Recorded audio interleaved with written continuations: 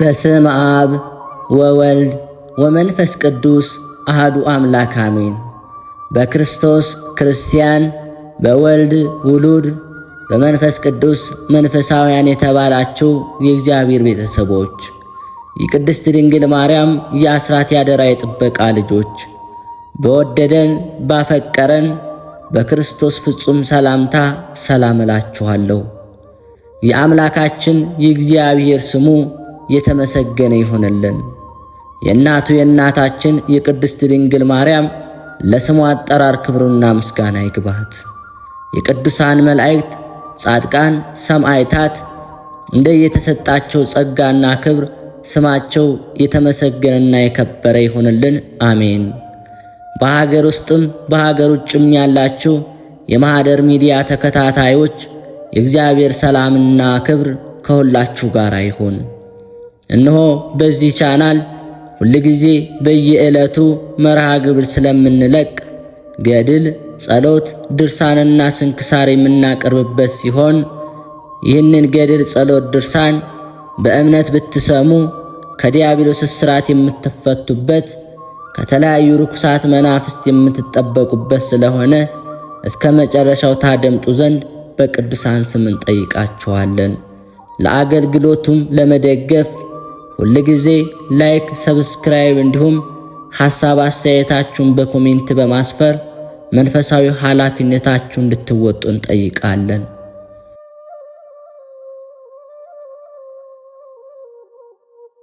እንኳን ለሊቀ መላእክት ቅዱስ ገብርኤል ወርሃዊ መታሰቢያ በዓል በሰላም አደረሳችሁ።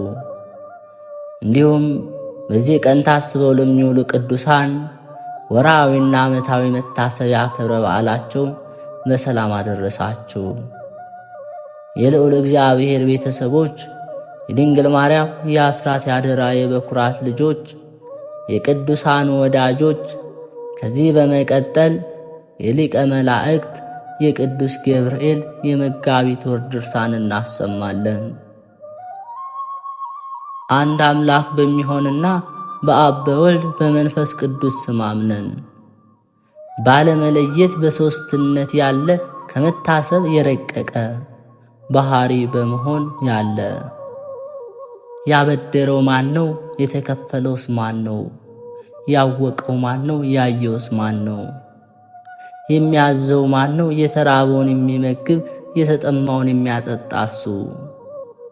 መስገድና መገዛት ከኛ ዘንድ ለሱ የሚገባው ለኛም ከሱ ዘንድ ምሕረትና መልካም ነገር መለመን ይገባናል።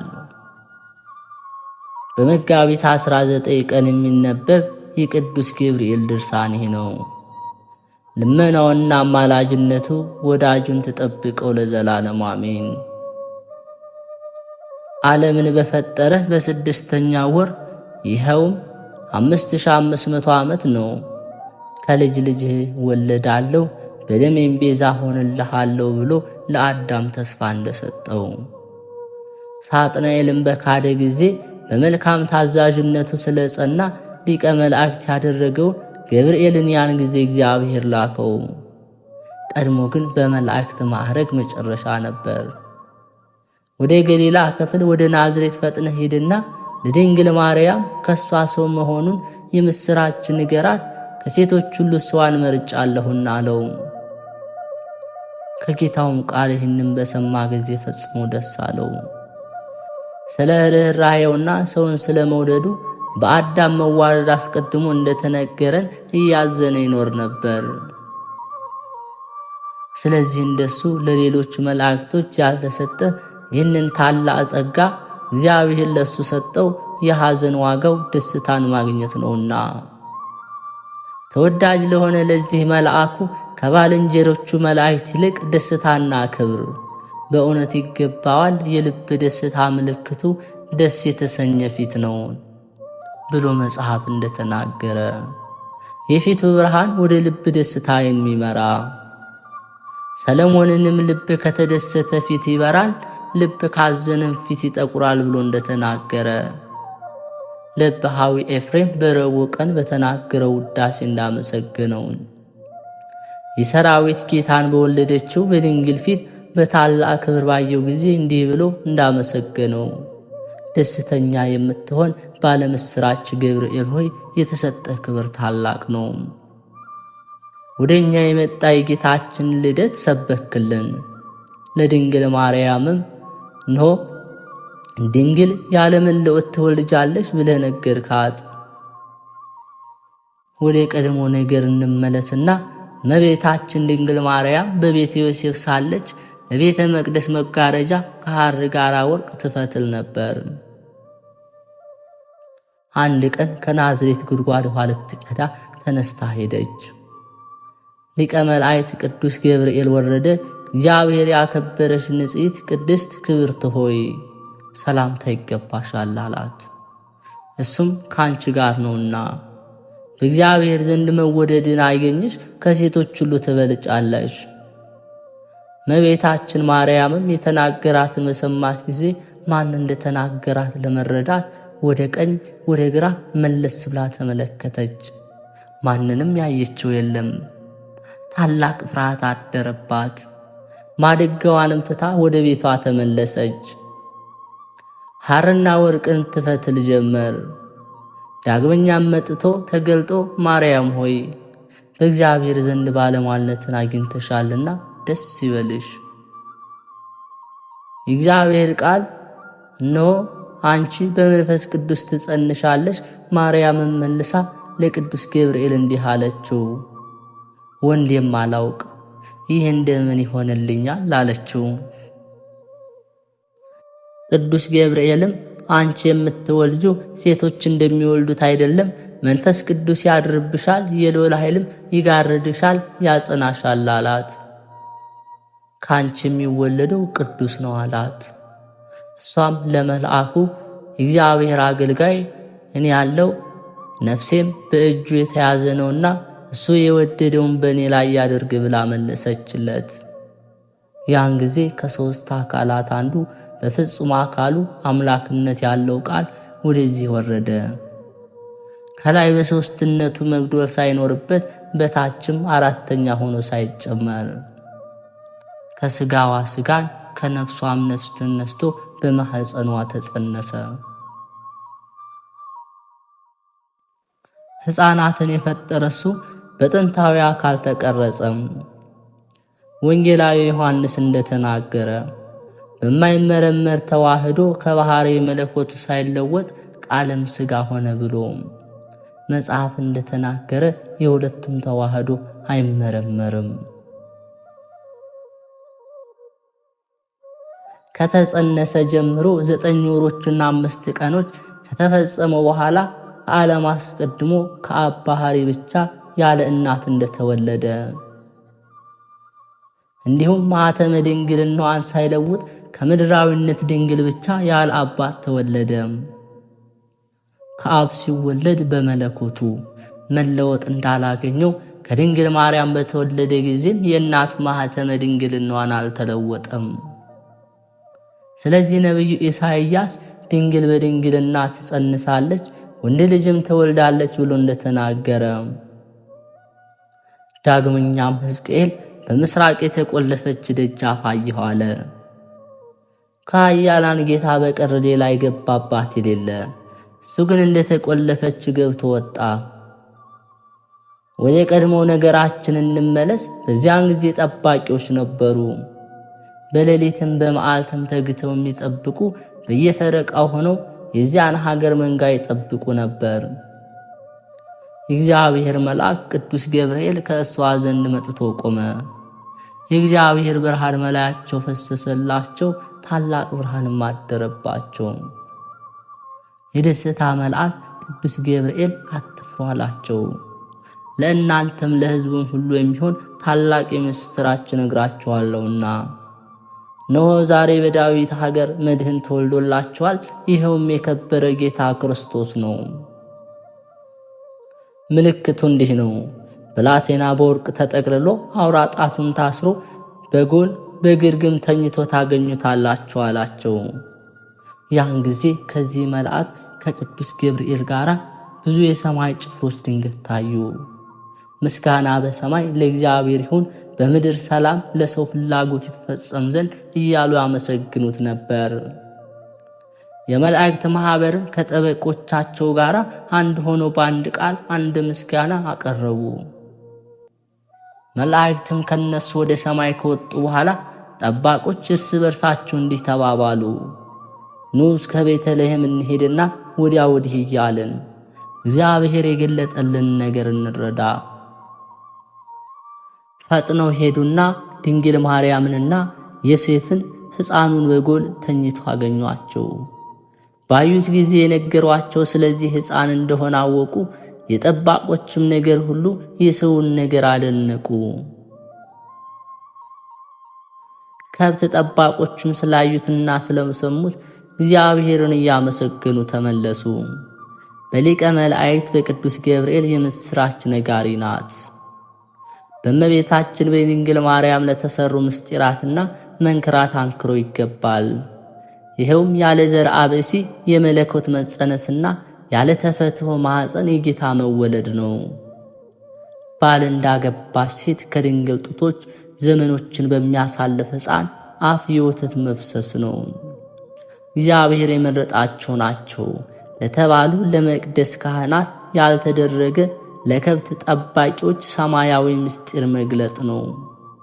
ከፋርስ አገር እስከ ቤተልሔም በኮከብ መታየት የጥበበኞች መመራት ነው። ጸሎትና በረከቱ አገልጋዩ ሁላችንም ሕዝበ ክርስቲያን ይጠብቀን ለዘላለሙ አሜን። የሊቀ መላእክት የቅዱስ ገብርኤል ተአምር ይህ ነው። አማላጅነቱ ከአገልጋዩ ከሕዝበ ክርስቲያን ይህንን ተአምር ከምንሰማ ከሁላችንም ጋር ይሁን። በአንዲት አገር አንድ ንጉሥ ነበር። ንግሥትም ነበረች። የንጉሡም ልጅ ከእናቷ ጋር ነበረች። በንጉሡም ቤት አብራሴት የሚባል አንድ ሥራየኛ ነበር። ያም ሰው ያችን ልጅ ዘንድ በዓይኑ ትክ እያለ ይመለከታት ነበር። የሚያምር መልኳን አየና በልቡ ተመኛት፣ ተገናኛትም። ያን ጊዜ ጸነሰች። ከዚህ በኋላ መልኳ ያማረ ወንድ ልጅ ወለደችለት። ንጉሡም የአብራሲትና የንጉሡን ልጅ ይህንን ሥራቸውን ሁሉ አላወቀም ነበር። አብራሲትም ለሕፃኑ ይህን ነገረው። ልጄ ወደ አንተ የሚመጣ ማን ነው? የምታየውስ ማን ነው? አለው። ከተወለድህበት ቀን ጀምሮ ኃይሌም ተቀነሰ፣ ሥጋዬም ደከመ። ሕፃኑም እንዲህ ብሎ ተናገረው። የተወለድኩባት ቀን ይህች ናት። በየወሩ 19 ቀን በንጋት ጊዜ የፊቱ መልክ እንደ ፀሐይ የሚያበራ ወፍ ወደ እኔ ይመጣል። ወገቡን በወርቅ ዝናር ታጥቋል። በራሱም የሚያበራ ዕንቁ የተጌጠ የራስ ወርቅ አድርጓል። በራሱም ወርቅ ውስጥ ያለው ኤፋዝና ጳዚዮን በሚባል ወርቅ ተጊጧል። በእጁም የተከለለና የጠራ ወርቅ በትር ይዟል። መልኩ ቀይ ብረት ይመስላል። የአካሉም አይነት የተቆለለ እሳት ይመስላል። ከፊቱም ሲያዩት ሰው ይመስላል። ግርማው እጅግ የሚያስፈራ፣ አነጋገሩ ነፋስ በተነሳ ጊዜ እንደሚሆን እንደ ባህር ማዕበል ነው። የባህርም ውሃ በተናወጠ ጊዜ እንደሚጫወት። እኔም እሱን ባየሁ ጊዜ ከድንጋጤ የተነሳ በፊቱ ወድቃለሁ። እሱም ያነሳና በእግዚአብሔር ፊት የምቆም ሊቀ መላእክት ቅዱስ ገብርኤል ነኝና ይዞህ ይለኛል። ከተወለድክበት ቀን ጀምሮ እስከ ዛሬ ድረስ እኔ ካንተ ጋር አለሁ። ዓለም እስኪያልፍ ድረስ በየዘመኑ ሁሉ ካንተ መራቅ የለብኝም። ስምህም በክብር ከፍ ከፍ ይላል። መሰሪ አብራሲትም ይህንን የልጁን ነገር በሰማ ጊዜ ከንግሥት ጋር ፈጽመው አደነቁ። ታላቅ ፍርሃት ራድ ያዛቸው። እሱም ለሊቀ መላእክት ቅዱስ ገብርኤል በዘመኑ ሁሉ እየጠበቀው ኖረ። ጸሎትና በረከቱ ከአገልጋዩ ከሕዝበ ክርስቲያን ጋር ለዘላለሙ ጸንቶ ይኖር አሜን።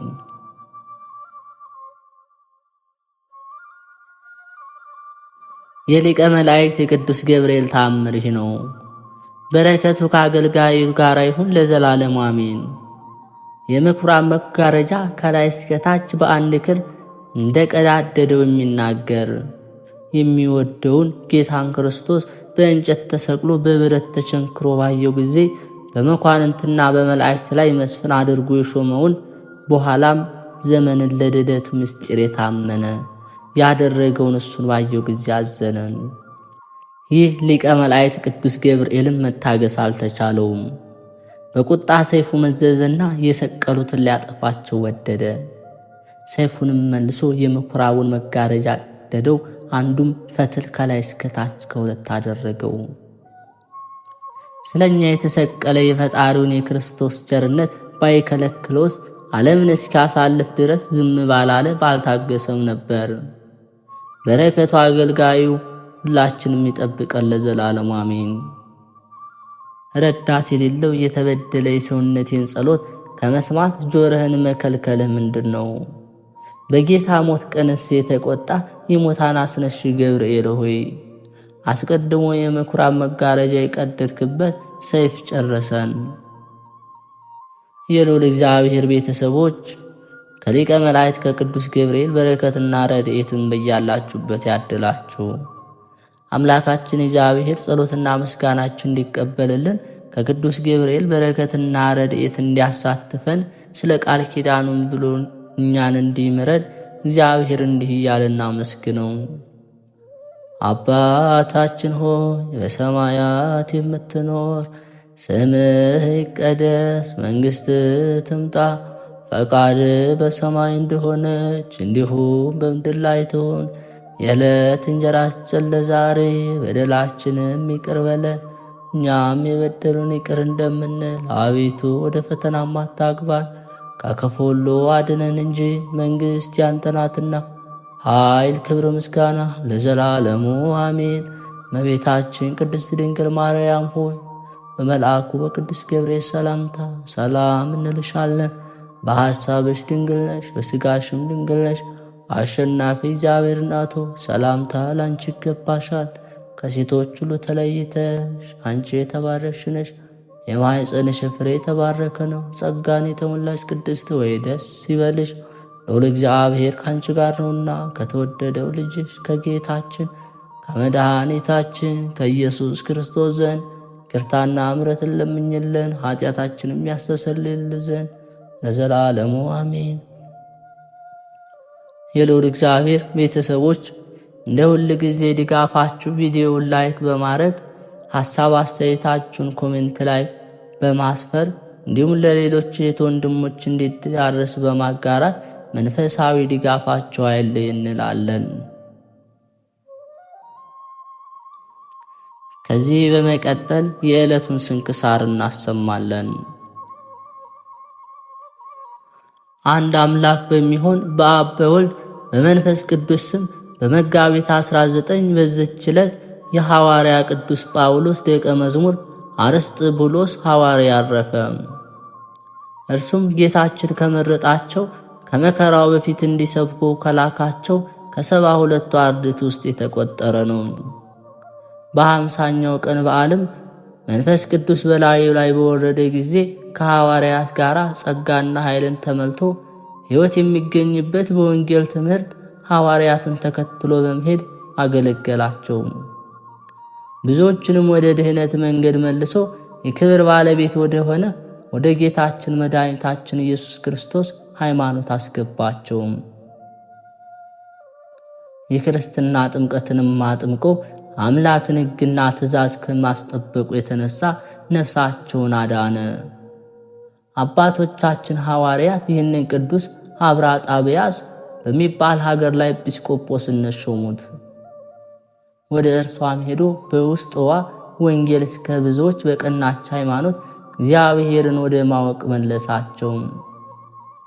በፊታቸው ድንቅ ተአምራትን በማድረግ በሃይማኖት አጸናቸው።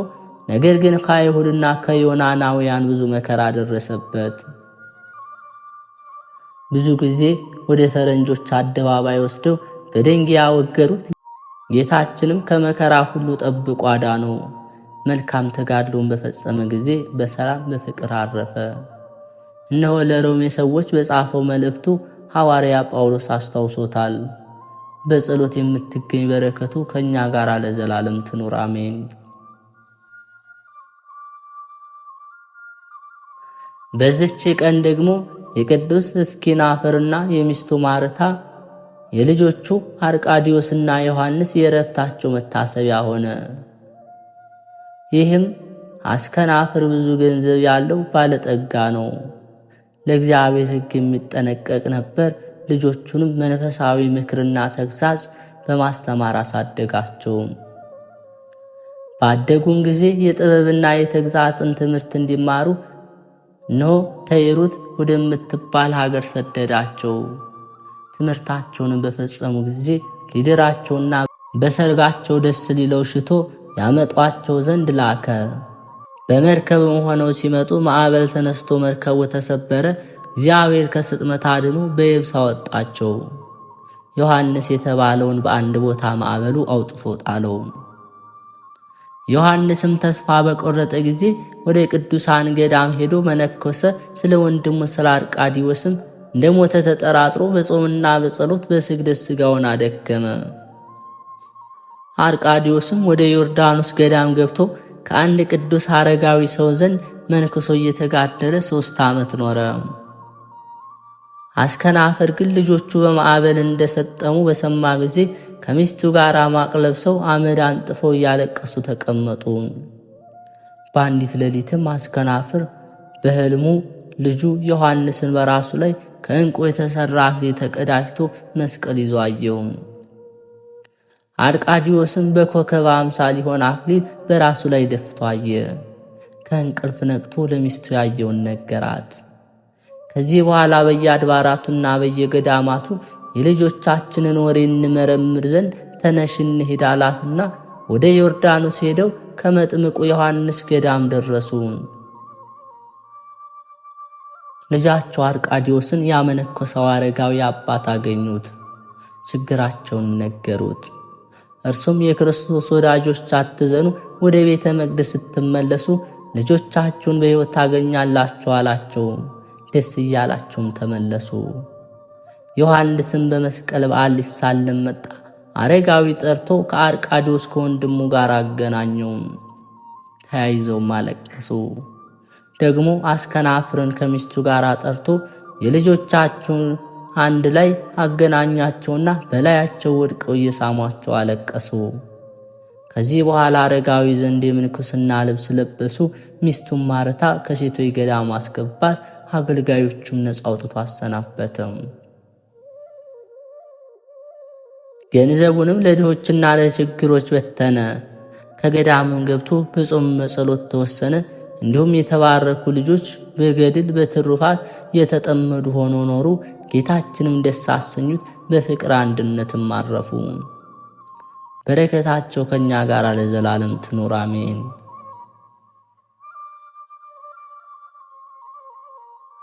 ጌታ ሆይ ከብልጽግናቸው ብዛት የተነሳ ብዙ መባ ካገቡት ይልቅ የድሃይቱን አነስተኛ መባ እንደተቀበልክ ለሁል ጊዜ የሚያገለግሉ ኃይላት መላእክትን እያሳሰቡ በችግሬ ጊዜ የማቀርብልህ ምስጋና ተቀበል።